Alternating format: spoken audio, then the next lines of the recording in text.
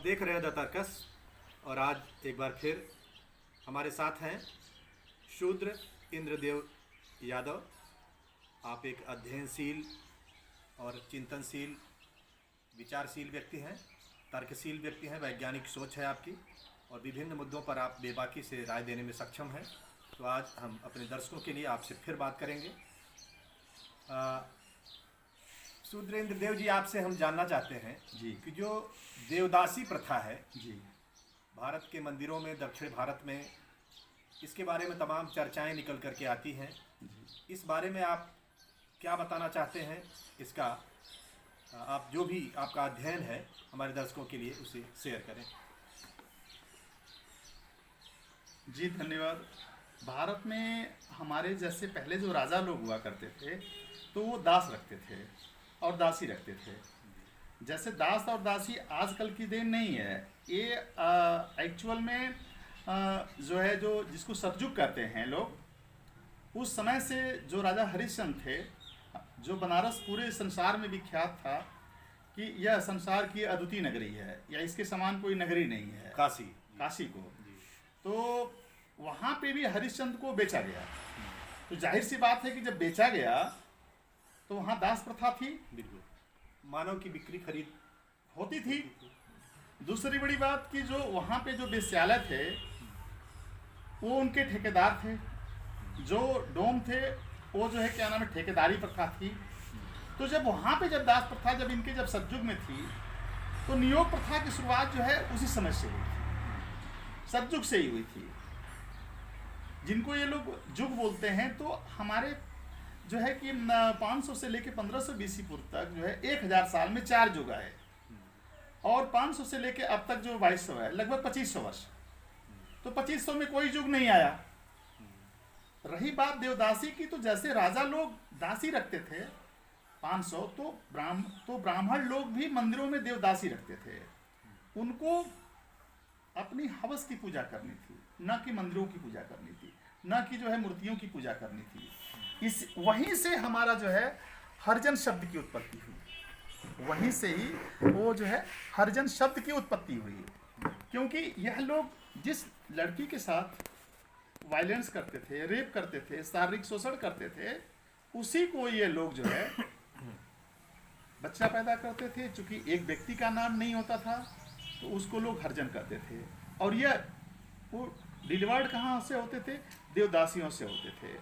और देवदासी उसी को बनाया जाता था जो कि घर की बड़ी लड़की हो, क्योंकि जो पहली संतान होती थी वो बड़ी ही हिष्ट पुष्ट होती थी। तो देवदासी प्रथा जो है मंदिरों से ही शुरू होकर पुजारियों के हवस का एकमात्र जो है वो कारण था। आज भी लगभग जो उनके द्वारा जो बच्चे जो डिलीवर्ड हैं, 45 लाख लोगों ने अभी जो है उन मंदिरों पे, ब्राह्मण लोगों पे केस कर रखा है कि हमको अपनी जायज़ औलाद माने। और ये इसका सबसे बड़ा ज़्यादातर जो है आपके साउथ और वेस्ट के मंदिरों में इसका प्रचलन सबसे ज़्यादा था। यानी कि वह एक कलंक है, वह व्यवस्था और उससे पैदा हुए लोग जो हैं वो कितनी हीनता उनके भीतर होती होगी। वह अपने अधिकारों से कितना वंचित हैं। वह भी इस देश के नागरिक हैं लेकिन दोयम दर्जे के, उनको समाज हेट करता है, घृणा की निगाह से देखता है, जबकि उनका कोई अपराध नहीं है। ये आपने एक मुद्दा सभी संवेदनशील लोगों के लिए दिया कि यह चिंतनीय विषय है। हम आगे आपसे जानना चाहेंगे कि गोरी और गजनी, गोरी गजनी की बात बार बार आती है। गजनी यानी मोहम्मद गजनवी और मोहम्मद गोरी तो ये क्यों भारत की तरफ आकर्षित हुए, क्यों आए और क्या इनका इतिहास है, इन्होंने क्या किया, उससे हमको क्या सीख लेनी चाहिए? देखिए, पहली बात कि जो मोहम्मद गजनवी का आक्रमण था वो 1025 ईस्वी में जो है सोमनाथ मंदिर पे हुआ था और उसने आक्रमण नहीं किया था। आपको मैं खुलासा बताऊं कि उसने आक्रमण नहीं किया था, आमंत्रण स्वीकार किया था, ये भी नहीं था उसका। यहाँ लोग जो सोमनाथ का मंदिर था तो मंदिर के चारों तरफ वो जो है चकनक पत्थर लगा रखे था, इन लोगों ने चुंबकीय पत्थर लगा रखा था और मूर्ति को बीच में खड़ा किया था। चूंकि ब्राह्मण लोग उसको दिखा के जनता का शोषण करते थे, जनता का शोषण करते थे।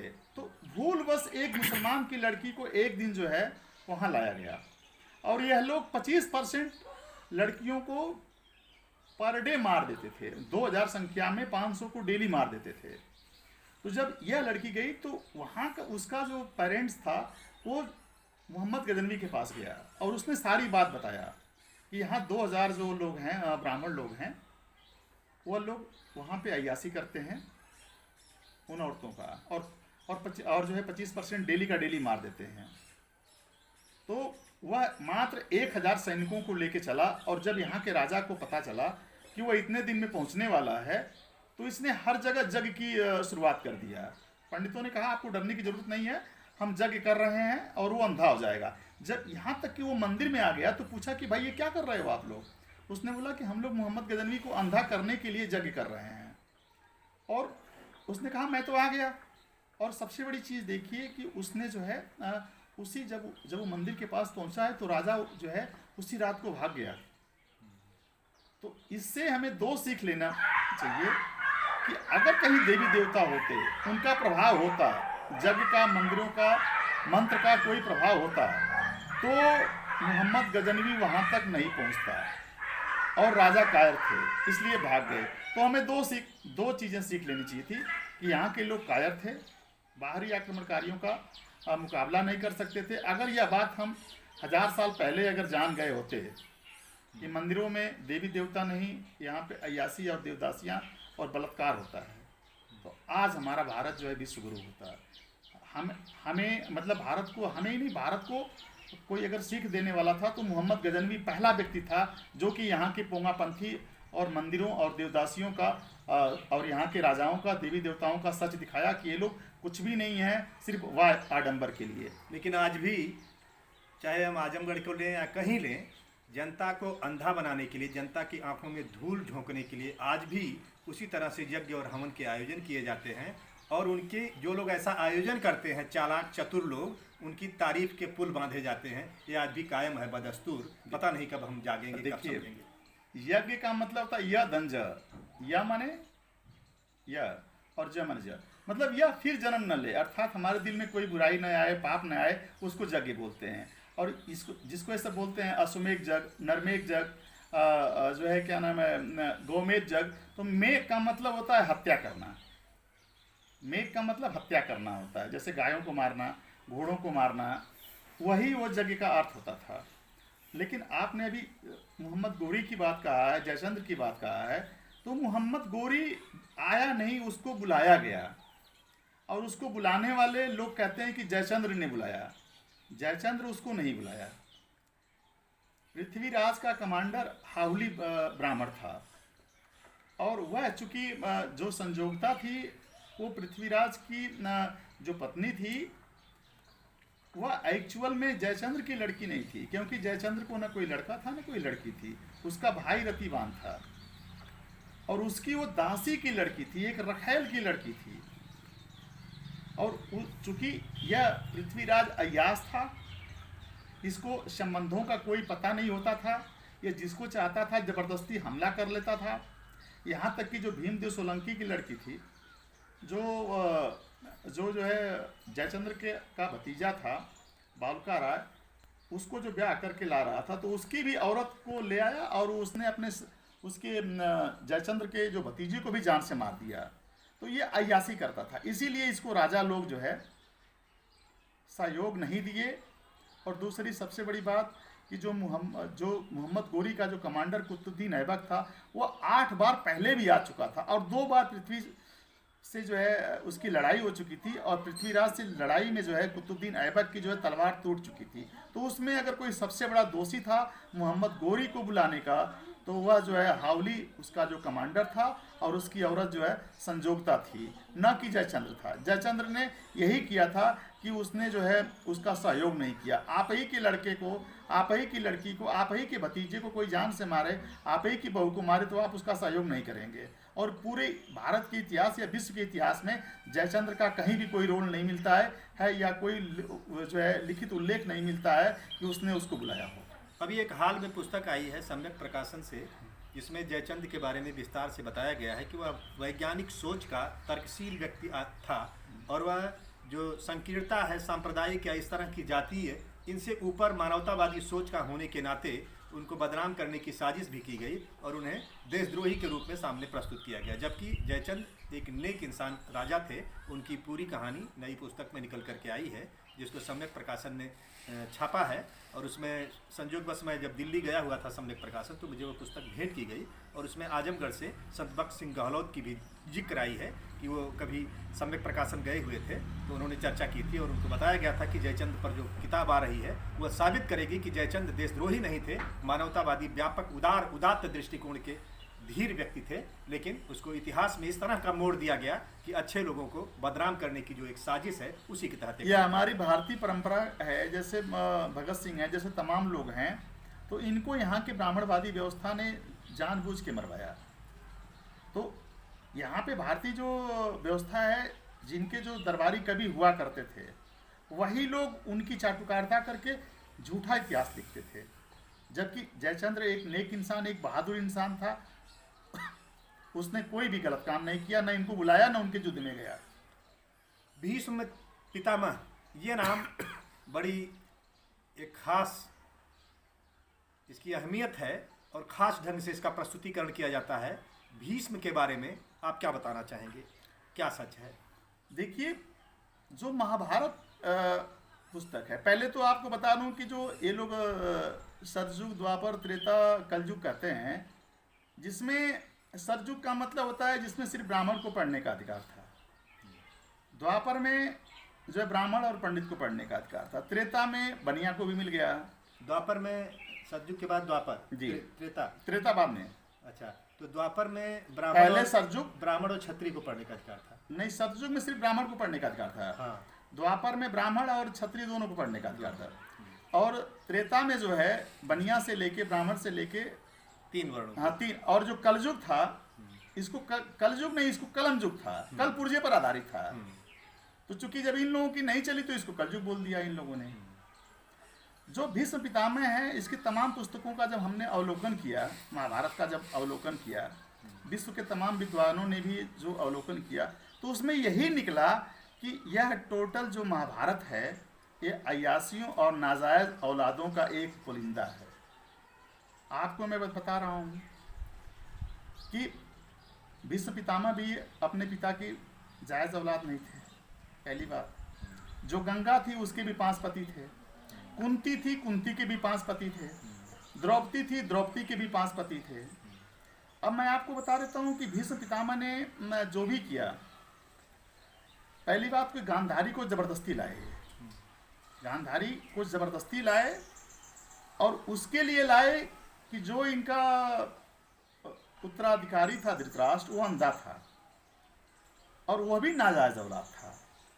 वह भी जो है चूंकि नाजायज औलाद था, तो कोई भी शादी करने के लिए तैयार नहीं जब हुआ, तो ये गांधारी को जबरदस्ती धमका के लाए और वो महाभारत का मुख्य कारण जो है, जो पतन का कारण जो है, वही बना। और लाए, शादी किए, यहाँ तक भी ठीक था, जबरदस्ती लाए, उसकी आंखों पे जबरदस्ती इन्होंने पट्टी बंधवा दिया। कोई भी औरत अपने पति को सबसे ज़्यादा चाहती है, उसके बाद बच्चे को चाहती है। ना उसने अपने पति का मुंह कभी देखा, ना बच्चे का देखा। इसके बाद काशी नरेश की 3 लड़कियों को ये जबरदस्ती लाए। स्वयंवर का मतलब होता है अपने लिए वर, और ये जबरदस्ती वहाँ गए और तीनों को जो है जबरदस्ती लाए और अपने भाइयों में बांट दिया कि राम तुम लो, श्याम तुम लो, घनश्याम तुम लो। इसका मतलब 3 इन्होंने किया। कुंती का भी इन पे दबाव था, ठीक है,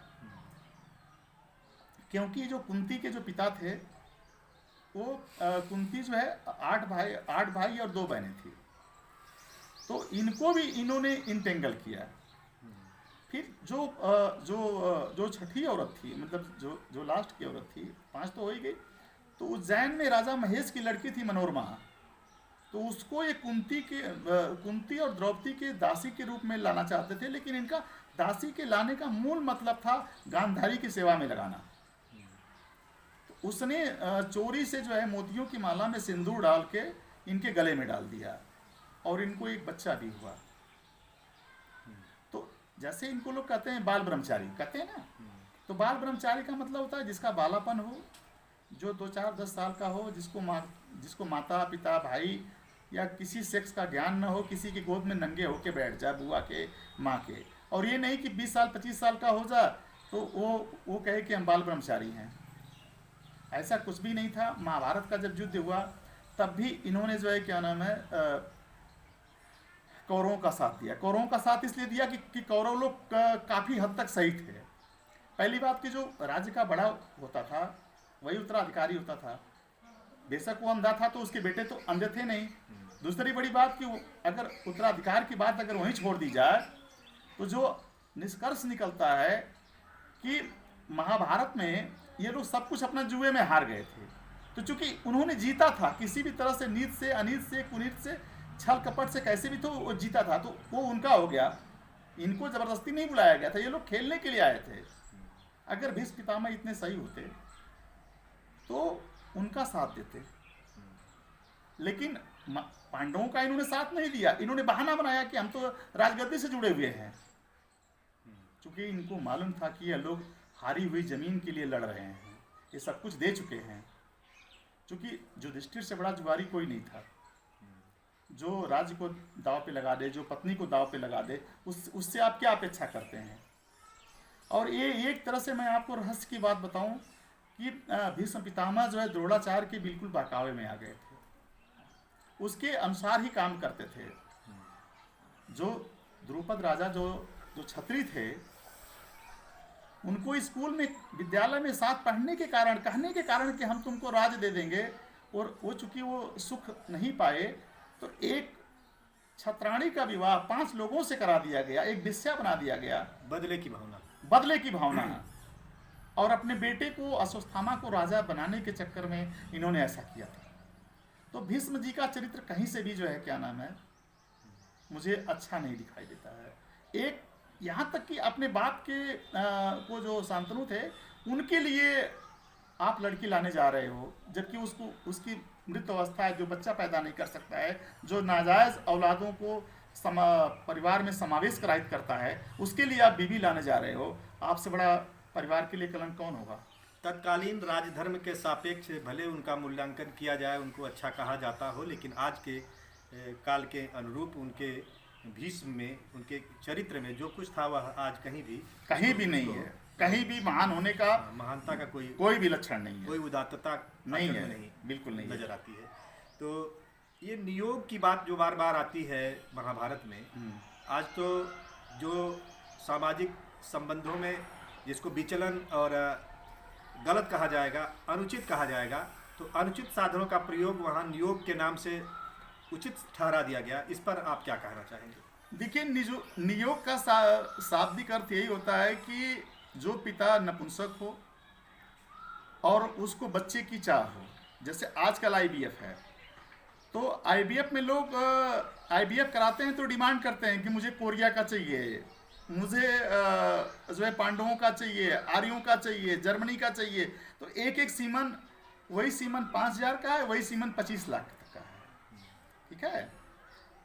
हम आपको वेदा व्यास से लेते हैं। वेदा व्यास भी नियोग की संतान थे। इसके बाद धृतराष्ट्र और पांडु, यह भी जो है नियोग की संतान थे, क्योंकि विचित्रवीर और चित्रांगद बच्चा पैदा करने की जो है क्षमता नहीं थी। यहाँ तक कि जो कुंती थी, कुंती को जबरदस्ती जो है नियोग के लिए प्रेरित किया गया। और यहाँ तक कहा गया कि जो कुंती थी, जो कर्ण पैदा हुआ था, सूरज तिवारी से जो पैदा हुआ था, वो बलात्कार हुआ था उसका। तो पांडु ने इसको बोला कि तुम पहले भी जब तुम्हारे साथ ऐसा एक पति कर चुका है, जिस राज को मैं जानता हूँ, तो तुम्हें बच्चा पैदा करवाने में क्या दिक्कत है। तो कुंती के साथ भी ऐसा ही हुआ। मतलब उस समय जो है पिता से बच्चा पैदा नहीं होता था, नियोग से बच्चा पैदा होता था। इसीलिए माता का नाम दिया जाता था, न कि पिता का। जैसे कुंती पुत्र भी, जैसे गांधारी पुत्र दुर्योधन, जैसे गंगा पुत्र भीष्म। तो नियोग का मतलब जो टोटल था, जो टोटल महाभारत है, वो नाजायज औलादों का वर्णन है। आजकल वही IVF है। ये कृष्ण और शंकर, इनका क्या सच है, इसके बारे में भी कई तरह की भ्रांतियां और कई तरह के विचार आते हैं, कई तरह के चिंतन आ रहे हैं नए सिरे से। आप क्या बताना चाहेंगे। देखिए, भारत में एक कृष्ण नहीं पैदा हुआ, 3 कृष्ण पैदा हुए। पहले तो जो वेदा व्यास के द्वारा जो मछोदरी जी, जिसको सत्यवती कहते हैं, कि जो नाजायज औलाद थे, वैशंपायन कृष्ण, एक तो पहला कृष्ण वो थे। दूसरा कृष्ण जो है राजा इक्ष्वाक थे, जो महाभारत में थे, उन्हीं को एक कृष्ण बोलते हैं। तीसरा कृष्ण थे जो ऋग्वेद में आता है असुर लोक नायक। तो कृष्ण जिसको ये लोग बोलते हैं अष्टमी के दिन पैदा हुए थे और अष्टमी के दिन ही उनको मारा गया था। अगर वो भगवान होते तो उनको नदी के किनारे कैसे मारा जाता? और वो भगवान नहीं थे। अगर भगवान होते तो 8 रानियों से शादी क्यों करते? दूसरी बड़ी बात कि जो कृष्ण थे, राधा उनकी बुआ की लड़की थी और प्रेम का थी। 8 बीवियों के बाद भी आप एक प्रेम का रखते हैं। आज आपकी बीवी हो, मेरी बीवी हो, अगर हम कोई प्रेम का रखें तो हमको तो गांव वाले, घर वाले जान से मार देंगे। तो ये किसी भी आदर्श का प्रस्तुतिकरण जो है नहीं है। रही बात शंकर की, तो शंकर जो है क्या नाम है, इनको लोग आदिवासी मानते थे, भील मानते थे। आज आप जिंदा सांप है उसको लोग जो है मार डालते हैं, जिंदा चूहा है मार डालते हैं, मरे सांप को लोग पूजा करते हैं।